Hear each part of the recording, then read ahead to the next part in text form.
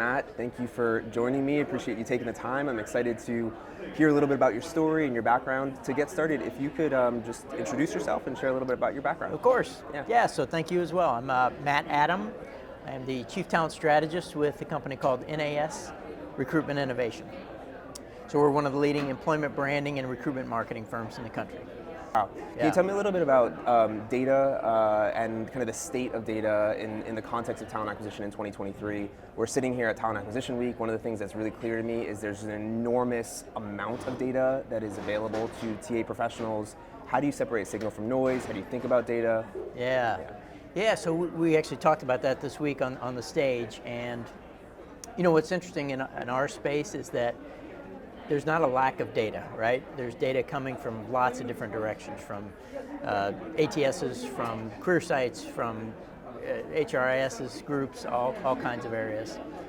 The real problem is how to discern that and to understand what's important and what's impactful. And so that's what we talked about this week, really getting down to the nitty-gritty of what KPIs are really predictive indicators and what can move the needle for your company. How do you think about technology infrastructure for an organization that's thinking about kind of leveling up their talent, their talent approach? There's so many tools and so many plugins, so many ways to think about it. How do you think about having kind of an optimal system and efficiencies in your system? Yeah. You bring up a good point about having so many systems, and that's part of the problem is that you're getting data from lots of different sources, and they don't always match up, right? So that's a big challenge that organizations are reckoning with, where if you don't have a true source of information, it's hard to make informed decisions. So that's a big part of it, is just making sure you have that foundation of knowledge that's correct, and making sure that your systems are talking to each other in a way that data is passed cohesively from one to the next. Sure. Yeah. Can you tell me a little bit about your work in terms of employer branding and thinking about how companies should be approaching it and thinking about it? Maybe they're reimagining kind of where they should be. Maybe they're taking a new approach or haven't done this in the past. Yeah. There's actually been a lot of change in the past couple of years. The social movement, COVID, a lot of this has really changed how companies are trying to connect with candidates and what candidates want as well from the organization. So, we used to do employment brands with a lot of stock photography and I don't want to say generic messaging, but nothing that was really pinpointed to specific talent. Today, that's what candidates expect and want. They want that peek under the tent. So that's really what we're delivering, is messaging that is customizable to the different job families that they're hiring for, and also that's gives candidates that look as to what it's really like on the inside. And how should companies think about kind of rectifying like a need in most areas to be produced and be on brand and kind of like really be thoughtful about the language they're using versus, one of the themes that comes up a lot this week has been this idea of authenticity and a look under the hood and the realness of it. Right. How does that intersection work? Yeah. I mean, things like what we're doing right now, video is a huge part of that, is, letting candidates see and talk to, see and hear the leaders and people who are on the front lines doing what they do, why they love it, why they stay. That's really compelling, and what candidates are really after. For a company that has not given a lot of thought to their employer brand and really has spent time thinking about recruiting in a more tactical sense, what's a good starting point if there's this whole world of initiatives and tactics? Where should they be starting? I always think about the different touch points that a company has with candidates. So, job boards are a touch point, employer referrals are a touch point, your career site is a touch point. So just thinking about all the different touch points that are in your ecosystem, in our mind, for most organizations, the career site is really the nucleus of that experience. So everything you're doing around social media or programmatic ad buying is all driving traffic back to your career site where you have their undivided attention. So we always think that's a great place to start. It's just making sure that's buttoned up, that's giving candidates a great first impression. And the reality is most candidates are coming to your career site at some point in the apply process. So you want to make sure that they're engaged, that they come away with a really good feeling about your organization.